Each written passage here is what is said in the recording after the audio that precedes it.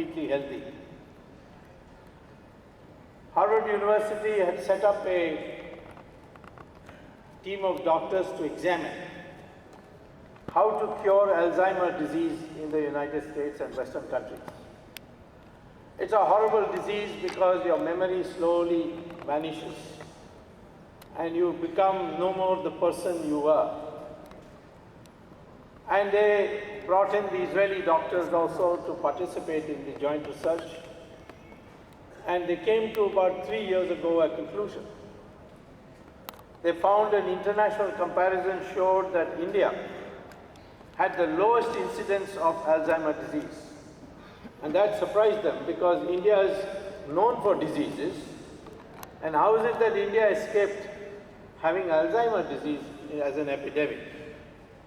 We have other diseases which are in an epidemic form here. So they researched and they came to the conclusion that the only reason the low incidence of Alzheimer's in India is due to the consumption of haldi in our diet. That is turmeric. And this is the conclusion of the most high-powered team set up by Harvard University to look at Alzheimer's. And therefore, in America, they have recommended that every dinner, lunch there should be some haldi in it. And as a consequence, in America today, Indian restaurants are flourishing because of the fact that it is known that we cook our food with haldi. And you will see American customers coming and the waiter asking them, what would you like to order? They say, curry, because that's what everybody knows has haldi in it. And it's become an extremely popular thing. Same thing now with tulsi and so many other herbs which Ayurveda long time ago recognized. So I think today allopathic doctors should keep an open mind on the question of ancient cures of our country and integrate them so that we are able to find cures without relying on the medicines which are prescribed in allopathic medicine which have side effects unlike the medicines prescribed in Ayurveda. I'm not saying that we should give up Ayurveda, not at all. We should keep abreast with that research because some of the cures are quick under allopathic medicine. But nevertheless, there are lots of wisdom embedded in our past literature and our scriptures. Most of all, what our ancient sadhus and sannyasis taught us is that health is a systems concern. You cannot look at health as just one disease, but you have to look at the background and the lifestyle of the person who has brought this disease to you.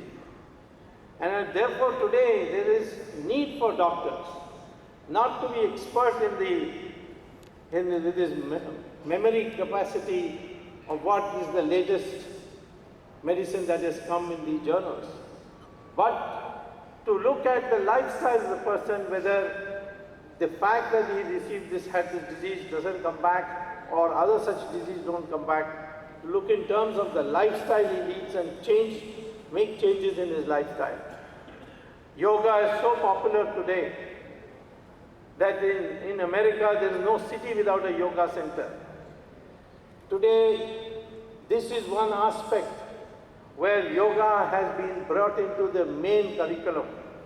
And in fact, it has become so popular that some religious Christian leaders in America are concerned that this may lay the foundation for Americans to become Hindus. As a consequence, now they have developed in America something called Christian yoga. Now, I don't know what Christian yoga will be. I have never seen it, but there is that move going also taking place. The other thing that, and it was referred to by my previous speaker just now about the holistic system. You look at the whole picture of the person and try to rectify his lifestyle. I think we should move more and treat medicines as a last resort instead of first resort in our medical system. We have also found that meditation is become a form of cure because the neural energies that are released in the body through meditation, that you can cure yourself through meditation.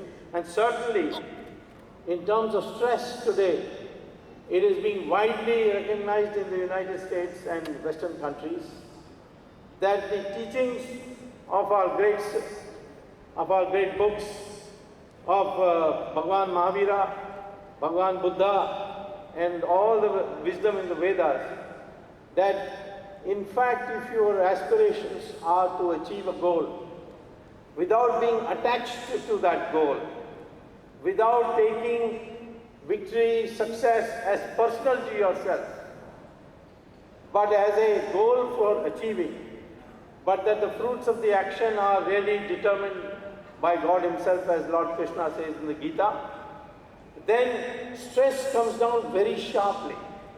Stress is only when you think that you are responsible for success and failure. If you have tried enough, you will get success. If you didn't try properly, you get failure. This is a wrong assumption.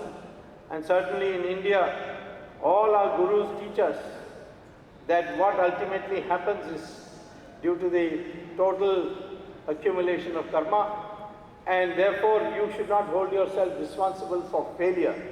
The only thing you have in life is freedom of action, and you act properly.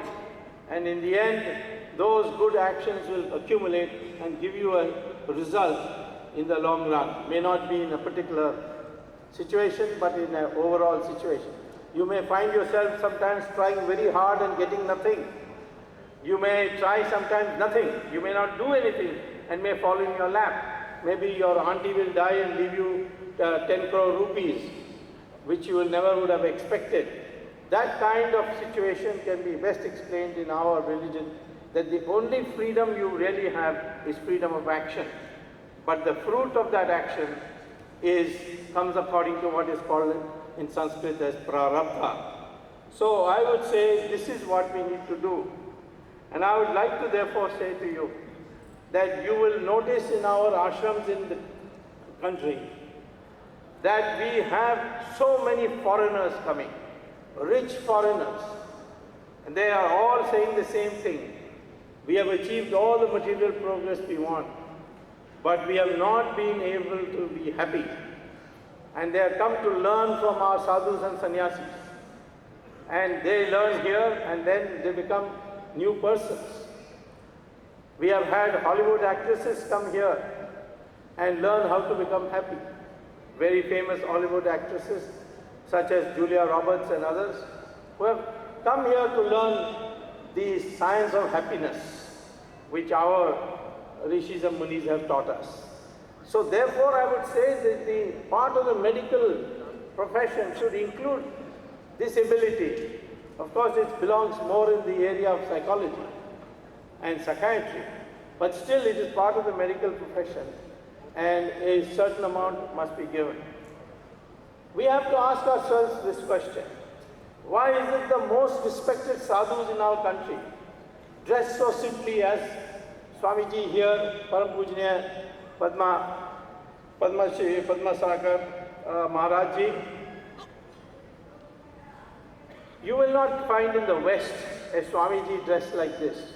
The Pope will be always in satin gown with a ruby necklace, diamond necklace, sapphire necklace. His cap will be full of jewels. You'll see the same thing in Makkah. But you'll see in our country that the most venerated people are the least best dressed. This signifies our culture, and that must become part of the thinking in the medical profession. Because I remember when I first went as a student to get my PhD, my classmate, an American, asked me, why you Indians followed Mahatma Gandhi? I asked him, why are you asking me this question? He said, because Mahatma Gandhi was not properly dressed. How can you follow a leader who is not properly dressed? And it was a fact that Mahatma Gandhi just wore a langoti-like cloth, and the whole country followed him, and even the British Empire had to tremble. Can you see any other country in the world where the leader is dressed like Mahatma Gandhi? You will not see. You see America today, Obama he has the best suit and the best tie, and his shoes are always shining. You will not see him dressed like our Mahatma Gandhi or Jayaprakash Narayan or leaders like that. Here lies this distinctiveness of India, and it is that should be built into the psyche. That is why there is a new science developing called the theory of intelligence. And with that, I will conclude what I have to speak by telling you what this new science is, which is not new for the rishis and munis of our country. And that is called the theory of 6 intelligences. The first intelligence is, you know it, it's called cognitive intelligence, where you learn medical science, you learn cause and effect, you learn what hydrogen and oxygen coming together does, what salt and water added together will do, all these chemical reactions, medicines, the effects, what's the effect of antibiotics, all these are part of the cognitive science, which your brain tells you on the basis of observation. But there is also a second intelligence, which is called emotional intelligence, where you learn how to deal with other people, how to argue with other people, that the other person gets to your point of view. This art of teaching, of teaching emotional intelligence, is to make you a person, a part of society, where you can persuade people to join you. And that was our tradition. It was called in Sanskrit as Shastra. You know that when Adi Shankaracharya argued with the Uttamamimamsa school and the Buddhist school of Buddhism, there was no force, there was no use of the talwar, there was no killing, brutality to convert. It was what was called as a Shastra, where you argued and converted. This is unique to India, and that is part of the emotional intelligence. Then you need an intelligence called social intelligence, where you function in a way to advance your career without damaging the social fabric. Today, if we are going to have globalization and the Indian family system is to be destroyed, I don't think you are going to gain very much. I've seen in the West what has happened by the destruction of the family system. In our society, we have so many do's and don'ts, how to behave with your parents, how to treat them. In our country, we gladly look after our parents. In the West, you will not find that. You will not even find the children, as the moment they become adults, caring for what their parents are. They would not even welcome their coming to stay with them for a short while. The relationship between husband and wife, relationship between mother and son, father and daughter, these are all unique to this country. And this is what has made us the longest surviving civilization. There have been 46 civilizations in the world. 45 have died away, like the Egyptian, like the Roman, like the Greek, like the Mesopotamian, the Babylonian, the Zoroastrian, Persia. All these have disappeared. But in our religion, this religion of this country, our culture of this country, the civilization of India, is the only continuing civilization for more than 10,000 years. Why is that? It is because of these interrelationships. We built a society based on social consciousness, and that is what is called social intelligence. Then there is the concept of moral intelligence, which previous speakers have referred to as ethics. Moral intelligence is to do that which is within the morality of the society. And that has been codified in our cultural system by not making money the end of everything. In our country, all the Rajas and Maharajas bow to our sadhus and sannyasis. Why? The Raja never could take a decision on his own. Unlike Europe, the Raja was the decider of war. Raja was the decider of justice. Raja was the final authority. In India, the Raja was never the final authority. He had to consult the rishis and the munis, the religious teachers, and take their advice and act according to it. That is, those who had nothing, our sadhu, sannyasis, rishis, had no wealth, had no land, had no weapons, and yet the mightiest in the country would come and bow before him. That was the system he set up. Money is not an evil. Money is something to be acquired. Prosperity is something to be achieved. But it is not a deciding factor of the social structure of our country. It was way down. If you had lots of money and what you needed you kept and the rest you gave away in philanthropy, then you got social status. Otherwise you did not get social status. The Western countries today, money is everything. If you have money, you get social status. And that is slowly coming to India. The moment money becomes a deciding factor, and no matter which moral method or immoral method you get it, you get social status, then the corruption is inevitable, because then greed comes. Greed comes means corruption comes. And the reason today there is rampant corruption is the growth of greed. And greed because we are slowly becoming a materialistic society, a one-dimensional materialistic society. This is what we have to change, and that we can do by developing moral intelligence. There are other intelligences also, environmental intelligence, innovation intelligence, but the most important intelligence today in the Western world, which is being discussed, which our rishis knew a long time ago, is called spiritual intelligence. Spiritual intelligence doesn't mean knowing mantras. Spiritual intelligence means how to develop your mind to think out of the box, think out of the boundaries.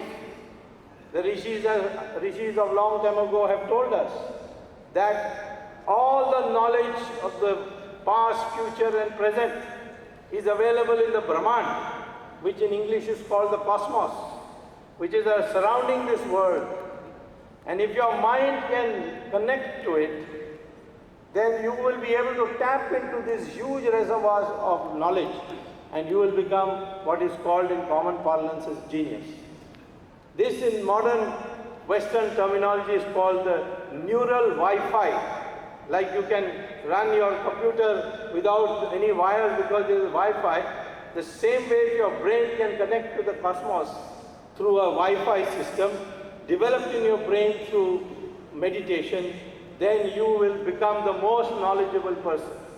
Our rishis and munis have done that for centuries. They know what is God, they know what is going to happen in the future, because they are able to connect their mind to the Brahman or the cosmos. These are the types of intelligences which have to be developed in the modern theory of psychiatry, psychology, and is part of your medical science. Doctors are the keepers of the health of our society, and therefore you have a huge responsibility on you, because the society individually trusts you to see them out of danger. I particularly think that this is a very noble profession, and that you have come together today under the blessings of Swamiji here, and you have decided to discuss questions like ethics and so on. This shows that we have a new horizon that is developing in the medical profession, and I congratulate the JIO for having convened such a conference and given me an opportunity. Thank you very much.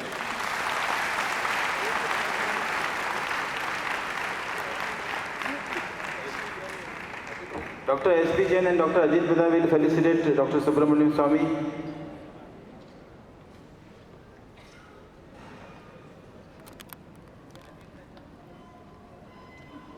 We thank Shainaji NC for bringing Dr. Subramanian Swamy amongst us.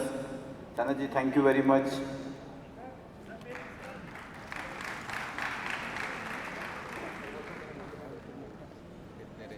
Our next speaker is Dr. Naresh Trehan, and to introduce him, we have Dr. Neeraj Jain from Delhi.